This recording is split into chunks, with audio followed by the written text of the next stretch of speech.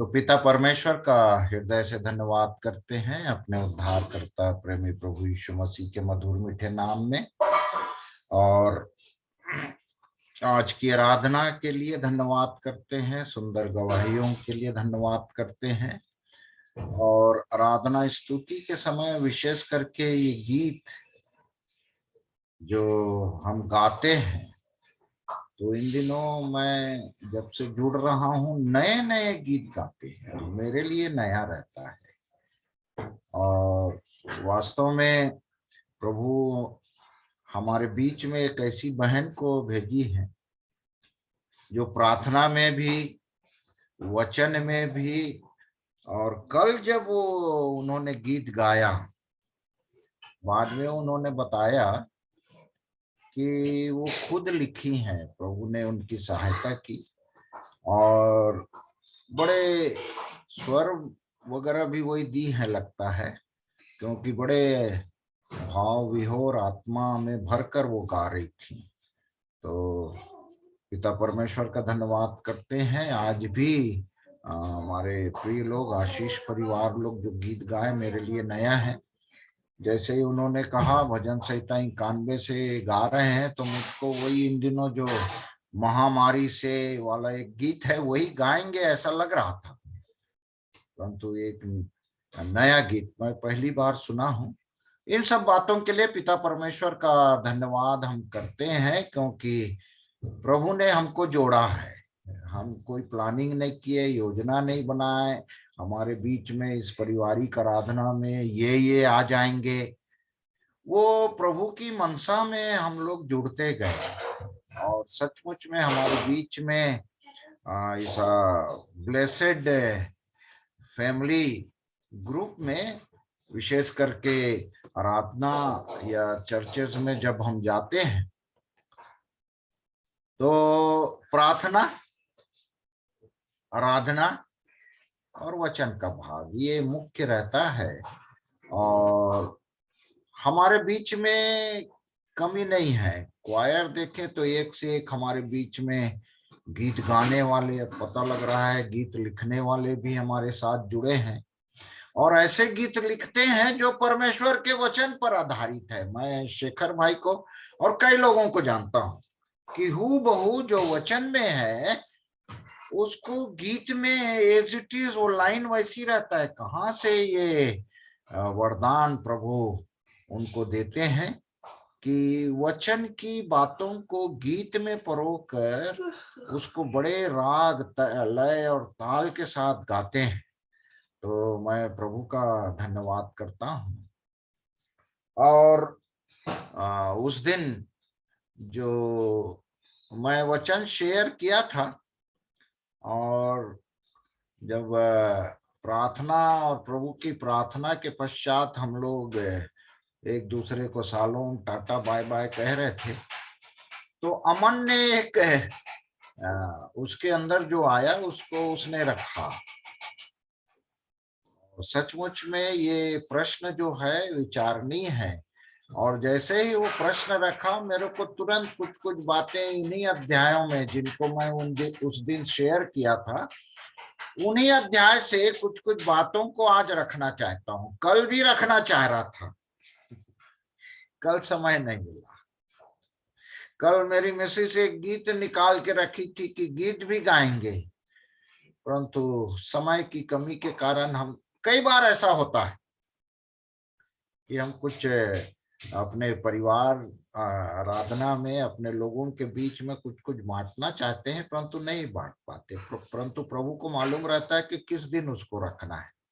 तो आज प्रभु ने ये समय मुझे प्रदान किया, इसलिए मैं प्रभु का धन्यवाद करता हूं। और अमन का जो प्रश्न है, वास्तव में अमन ने जो प्रश्न पूछा कि ये चेले और प्रभु के लोग कैसे नहीं पहचाने यीशु मसीह को, उनके साथ रहे, उनके साथ रह के आश्चर्य कर्म को देखते रहे, और कई बातों को ये शिष्य प्रतीति नहीं करते थे। क्यों ऐसा हुआ? तो जहां तक परमेश्वर को देखने का बात है, जहां मुझे मिला है कि परमेश्वर को तो कोई देख नहीं सकता। ऐसा परमेश्वर का वचन कहता है कि तुम मेरा दर्शन पाकर जीवित नहीं रह सकते, परंतु वो दर्शन तो दिए हैं और लोगों ने परमेश्वर को पहचाना है, कई बार माध्यम बना के, कई बार सीधा सीधा पिता परमेश्वर उन पर प्रकट हुए अपने आप को, और परमेश्वर अपने आप, क्योंकि वो तेज तेज इतना ज्यादा है, सूर्य को जैसे हम देख नहीं सकते, परमेश्वर को देख नहीं सकते, परंतु प्रभु यीशु मसीह ने तो सीधा सीधा, जिसने मुझे देखा है उसने पिता को देखा है, ऐसा उन्होंने कहा है। तो यीशु मसीह को देह के दिनों में उसके चेले सब देखते थे, परंतु कई लोग नहीं पहचानते थे, उनके जीवन काल में उनके साथ रहकर भी नहीं जानते थे, नहीं पहचानते थे। और कई लोग तो प्रतीति करते चले थे। और जो उस दिन का वचन खुला था, प्रभु ने मुझ पर जिन जिन बातों को प्रकट किए थे उनको मैंने रखा था, और उन्हीं अध्यायों में जैसे अमन प्रश्न पूछा तो फट से मेरा ध्यान लूका 24 में चला गया। लूका 24 में पूरा कारण दिया है, और चारों सुसमाचार में जहां जहां कारण है उसको आज मैं शेयर करना चाहता हूं आप लोगों के साथ। और वास्तव में परमेश्वर के सन्मुख, परमेश्वर हमारे सन्मुख है और हम उसे नहीं पहचान रहे हैं और उस पर विश्वास नहीं कर रहे हैं। वचन पे तो नहीं पाया, परंतु अभी बोलते बोलते आया कि यदि पाप हमारे बीच में, मुख्य कारण पाप, पाप यदि है तो उसको पहचानने में पिता परमेश्वर भी हमें नहीं पहचानता यदि पाप को पहले देखते।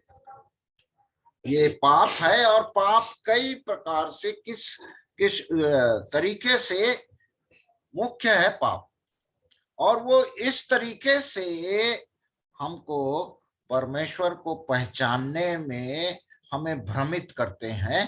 उसके कुछ कुछ कारणों को मैं जल्दी से बताना चाहता हूं, क्योंकि हमारे आराधनालय में इसे आराधना में हमारे परिवार की आराधना में वो प्रश्नोत्तरी होता है, तो प्रश्नोत्तरी का समय लिमिटेड होता है, और आज कितना समय इसमें जाएगा, प्रश्न नहीं पूछा जा रहा है, प्रश्न एक है। और यदि आप लोग भी ढूंढने की कोशिश किए हैं तो देखें इसको, क्योंकि हमारे बीच में कोई भी कोई बात रखता है तो उसको हमको गंभीरता से लेना चाहिए, और समय आने पर जब प्रभु हमारी सहायता करते हैं तो क्वेरी आते हैं तो क्वेरी का भी आंसर मिलना चाहिए। और तो मैं प्रारंभ करूंगा। पहले तो मत्ती से प्रभु यीशु मसीह ने जो अंश में पढ़वाया था चेलों के लिए, चेले उसको पहचान नहीं पाए। जो मत्ती 8 के उस अंश में है, और उसका 26 पद में प्रभु यीशु मसीह ने अपने चेलों को एक शब्द से संबोधित किया जिसके कारण हम प्रभु के काम को नहीं कर सकते और उसको पहचान भी नहीं सकते, और वो शब्द है, पढ़ तो। उसने उनसे कहा, हे अल्प विश्वासियों, क्यों डरते हो? तब उसने उठकर आंधी और पानी को डांटा और सब शांत हो गया। अल्प विश्वास होने के कारण एक पहला उत्तर मैंने मत्ती से पाया कि अल्प विश्वासी रहेंगे। अल्प विश्वासी और डेंजरस है। अविश्वासी रह जाते या विश्वासी बन जाते, परंतु अल्प, तू मेरे उधर ध्यान आ गया, ना तू ठंडा है ना गर्म, अल्प विश्वासी। मैं सोचता हूं उससे अच्छा है विश्वासी मत करो या पूरा विश्वास करो। तो एक पहला जो उसका उत्तर मुझे मिला वो है अल्प विश्वासी होना। और इसी पद में डरो मत बोला, क्या क्या सब एक बार और पढ़ो। हे अल्पविश्वासियों क्यों डरते हो? क्यों डरते हो? डर के कारण भी हम कई कई बात को जानते रहते हैं, विशेष करके कक्षाओं में जब हम पढ़ाते हैं और कोई प्रश्न पूछते हैं तो बच्चे लोग जानते भी हुए उत्तर नहीं देते, चुपचाप बैठे रहते। क्यों? डर गलत मत हो जाए। तो ये डर है, भय, जिसको मत्ती 28 में 28 के 8 में, मत्ती 28 का 8 में शायद भय शब्द है क्या?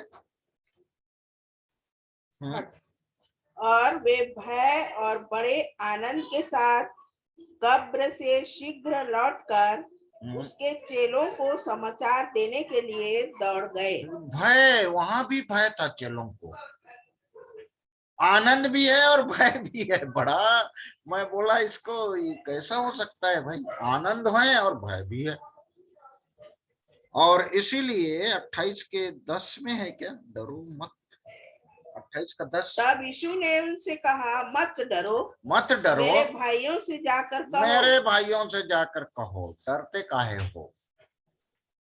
और डरने के कारण भी पहचानने में गलती हो सकती है। और उसके बाद मरकुस के 16 अध्याय, वही अंतिम अध्याय से ही मेरे को उत्तर मिले हैं। जब अमन प्रश्न पूछा तो मैं लूका में पहुंचा था, परंतु धीरे धीरे मत्ती में भी जिन जिन पदों को उस दिन पढ़ाया था उसी में उसके उत्तर मिले हैं। ऐसा मैं बड़ा खुश हो गया और इसलिए बड़े आनंद के साथ मैं शेयर कर रहा हूं इन बातों को। हाँ, मरकुस 16 का 10।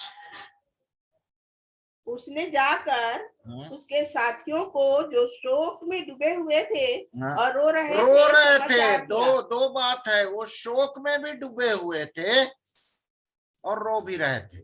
उस दिन भी इसको दूसरे विषय की ओर इंगित करते हुए मैं पढ़ाया था। तो शोक में रहोगे और रोते रहोगे, वो डरने के समान है। परेशानी में अपने आप को रखोगे तो कैसे पहचानोगे यीशु मसीह को, या कैसे उस पर विश्वास करोगे? और इसका 14 का पीछे वह उन 11 को भी जब वे भोजन करने बैठे थे दिखाई दिया और उनके अविश्वास और मन की कठोरता पर उलाहना दिया, क्योंकि जिन्होंने उसके जी उठने के बाद उसे देखा था, इन्होंने उनकी प्रतीति ना की थी। उसका एक कारण है अविश्वास ना, अविश्वास। दूसरा कारण है मन की कठोरता। सब कुछ स्पष्ट आता है। परमेश्वर के वचन को जब प्रभु के दास लोग हमारे बीच में शेयर करते हैं तो मन की कठोरता आ जाता है। इसलिए बार बार यदि आज उसका वचन सुनो तो अपने अपने मनों को कठोर मत करो, ऐसा परमेश्वर का वचन कहता है। तो मन की कठोरता और अविश्वास यहाँ मैंने, और कब पहचाने, कब ये भोजन का भी एक बड़ा महत्व मैंने पाया। वो भोजन करने बैठे तब ऐसा हुआ। कई बार ये भोजन करने बैठे ये आया है। और लूका में है 24:6 और 8, इसमें एक कारण दिया है कि प्रभु यीशु मसीह ने उनको जो जो बातें उनसे कही थी उनके समय में, तो उनकी बातों को ये चेलों ने स्मरण नहीं किया, अर्थात भूल गए। कई बार परमेश्वर का वचन आता है, कभी कभी तो स्थल को ढूंढना पड़ता है हम लोग को। स्मरण आता जरूर है मगर कहाँ है वो स्थल। तो जो जो बातें यीशु मसीह ने कहा, पढ़िए तो इसको पहले 6 पद को।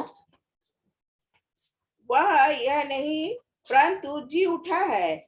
स्मरण करो कि उसने गलील में रहते हुए तुमसे कहा था कि अवश्य है कि मनुष्य का पुत्र पापियों के हाथ में पकड़वाया जाए। ये स्मरण करना भूल गए। स्मरण करो इसलिए चिताया जा रहा है। और 8 पद, तब उसकी बातें उनको स्मरण आई। तब स्मरण आई बाद में, तो ये भूल गए थे। इसका मतलब यीशु मसीह के साथ जो उनके कामों को देखे, यीशु मसीह के रूप को देखे, उनके साथ रहते थे, स्मरण नहीं आता था, भूल जाते थे। ये एक कारण है। और अब लूका 24 का 13 पढ़ेंगे। एक कारण वहां भी दिखाई देता है बिल्कुल स्पष्ट, जैसे ही अमन बोला ना तो यही तो दिखाई दिया मेरे को। देखो, हाँ, उसी दिन उनमें से 2 जन माउस नाम एक गांव को जा रहे थे जो यरूशलेम से कोई 7 मील की दूरी पर था। 7 मील की दूरी पर दूरी हो गई यरूशलेम से, और जा कहाँ रहे? इम्माउस। तो कई बार हमारे जीवनों में जहां प्रभु चाहता है तो मत छोड़ना भी बोला है कई जगह, मत छोड़ना इस स्थान को, तो हम लोग वो छोड़ देते हैं और दूसरे तरफ अपनी निगाहें दूसरी तरफ यात्रा शुरू कर देते हैं। हमारे कदम जो है, जो प्रभु जो मार्ग बताते हैं, उस मार्ग से हटकर दूसरी ओर जाना शुरू कर देते हैं। और ये यरूशलेम से निकले और इमाउस को जा रहे थे। एक कारण मुझको ये दिखाई दिया। और 30 पद में जिस भोजन की बात मैं कर रहा था आप लोगों से, वो 30 पद में भोजन, रोटी, प्रार्थना। जब वह उनके साथ भोजन करने बैठा तो उसने रोटी लेकर धन्यवाद किया और उसे तोड़कर उनको देने लगा। तो हमारे जीवन में भोजन की कमी हो जाती है, खाते कम हैं हम, और रोटी बहुत इंपॉर्टेंट है, प्रभु यीशु मसीह का देह है, उसको नहीं खाते, और प्रार्थना नहीं करते। इनकी कमी हो जाने से हम यीशु मसीह को जैसा देख के पहचानना चाहिए, मैं और आप नहीं पहचानते, और देख भी लेते हैं तो प्रतीति नहीं करते। फिर उसके बाद इसी समय 31 पद में बड़ा अच्छा बात लिखा है। 31 पद, तब उनकी आंखें खुल गईं और उन्होंने उसे पहचान लिया। तब पहचाना, आंख बंद कर दिया परमेश्वर, मेरे और आपकी आंखें बंद कर देगा तो कैसे पहचानेंगे?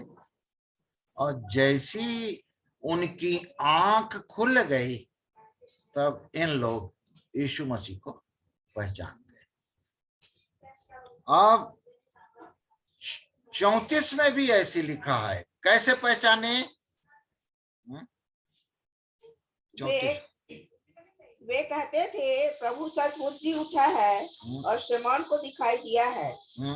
तब उन्होंने मार्ग की बातें उन्हें बता दी और यह भी कि उन्होंने उसे रोटी तोड़ते समय क्यों कर पहचाना। रोटी तोड़ते समय पहचाना, आंख खुली तो पहचाना, ऐसा यहाँ परमेश्वर का वचन मुझे और आपको चिताता है ना। वो तो चेले थे, उनके पास एक कारण और था जिसके कारण नहीं पहचाने। मैं आऊंगा, जो उनके पास नहीं था मेरे और आपके पास है।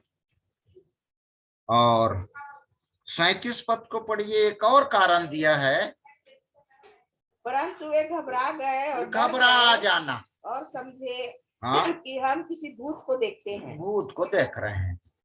यीशु के साथ रहे, यीशु के देखे, कई बार उल्लेख आया है, वो यीशु मसीह को भूत समझ रहे हैं, इसलिए तो प्रतीति नहीं किए, उसको नहीं पहचान रहे हैं।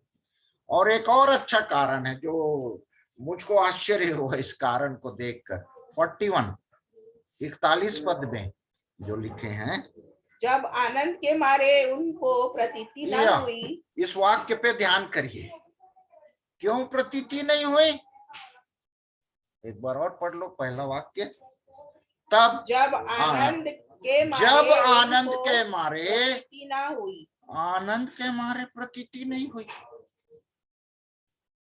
ऐसा हो सकता है, कभी कभी होता है, बहुत आनंदित हो जाते हैं हम लोग और किसी विषय, किसी यहाँ तक के परमेश्वर के वचन को भी हम प्रतीति नहीं करते। आनंद एक कारण है। अब 42 और 43 पद, यीशु मसीह उनके साथ रहकर क्या किए? उन्होंने उसे भुनी मछली का टुकड़ा दिया। भूली मछली भी वर्णन है यहाँ, मछली का, भुनी मछली का टुकड़ा दिया।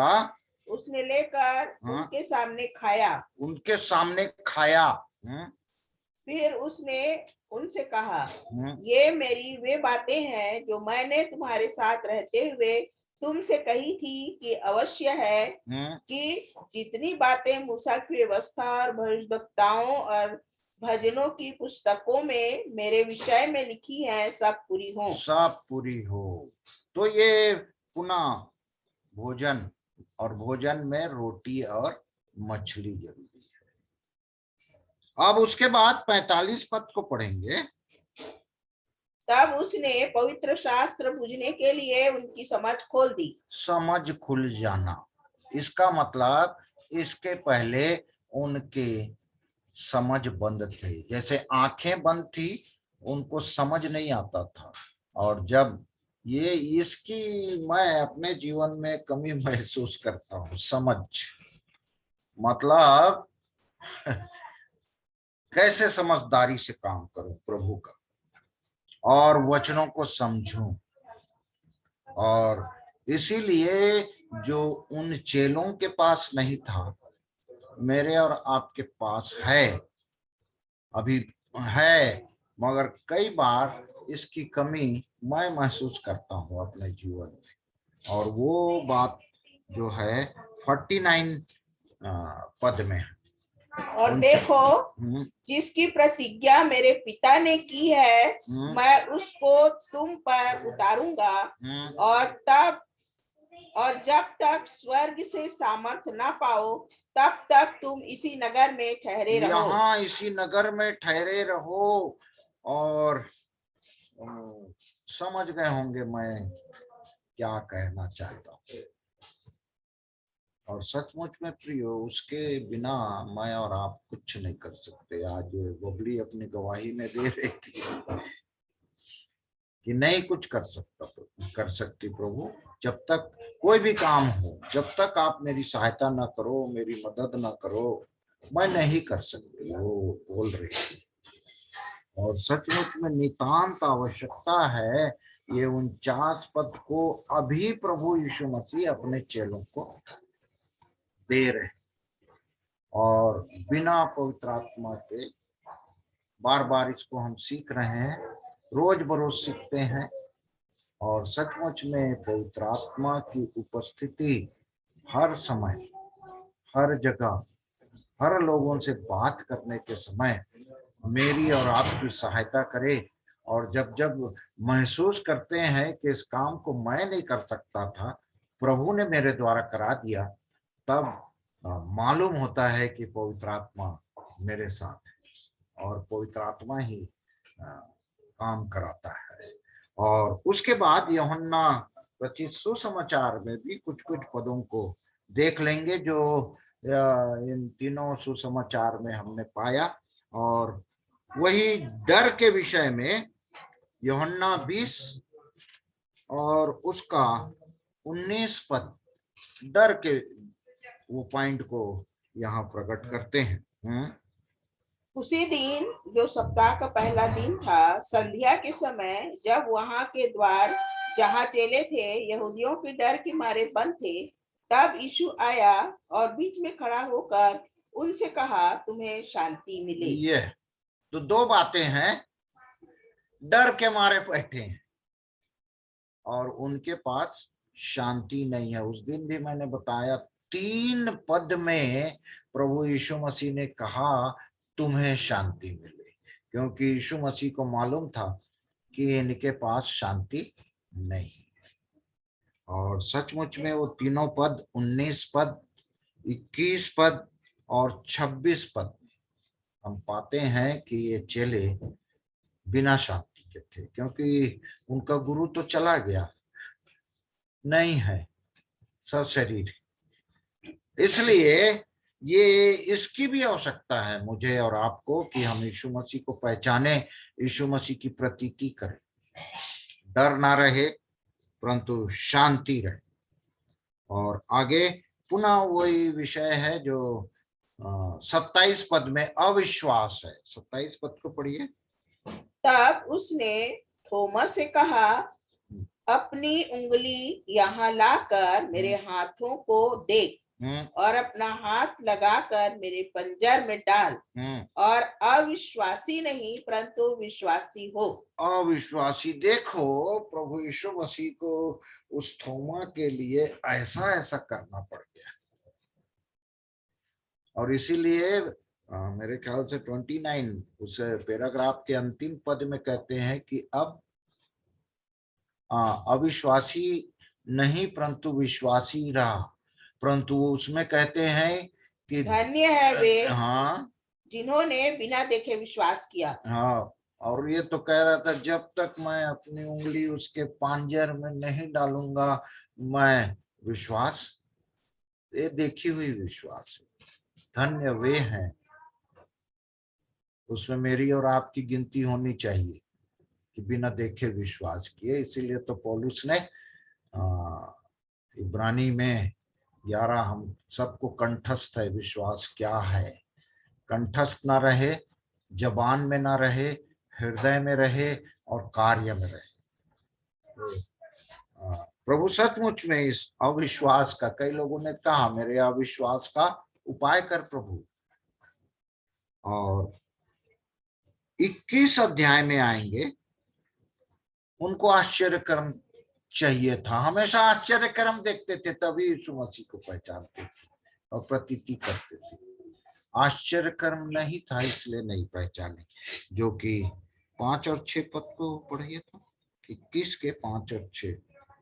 तब यीशु ने उनसे कहा, हे बालकों, क्या तुम्हारे पास कुछ खाने को है? उन्होंने उत्तर दिया कि नहीं। उसने उनसे कहा, नाव की दाहिनी ओर जाल डालो तो पाओगे।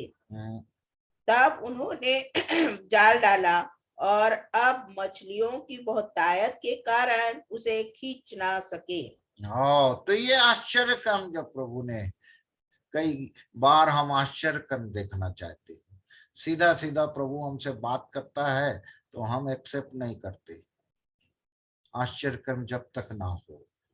और भोजन, रोटी और मछली फिर से 12 और 13 पदों में है, तो सच पढ़ोगे एक बार पढ़ो। यीशु ने उनसे कहा कि आओ भोजन करो, और चेलों में से किसी को हियाव ना हुआ कि उससे पूछे कि तू कौन है, क्योंकि वे जानते थे कि हो ना हो यह प्रभु ही है। यीशु आया और रोटी लेकर उन्हें दी और वैसे ही मछली भी। यह तीसरी बार है कि यीशु ने मरे हुओं में से जी उठने के बाद चेलों को दर्शन दिया। तो इस भांति मैं इतना ही पाया हूं, आप लोग भी ढूंढेंगे तो और मिलेगा। और अवश्य शेयर करिए कि प्रतीति, विश्वास और पिता परमेश्वर को देखना, यीशु मसीह को देखना, क्योंकि वो सचमुच में अमन जो प्रश्न पूछा है, कैसे पहचानेंगे यीशु मसीह जब आएंगे? तो जब आएंगे हमको लेने पुनः तो पहचानेंगे कैसे? यीशु मसीह तो हमको पहचान जाएंगे, हम यीशु मसीह को पहचानेंगे कैसे? तो इन सब बातों के लिए मैं पिता परमेश्वर का धन्यवाद करता हूं।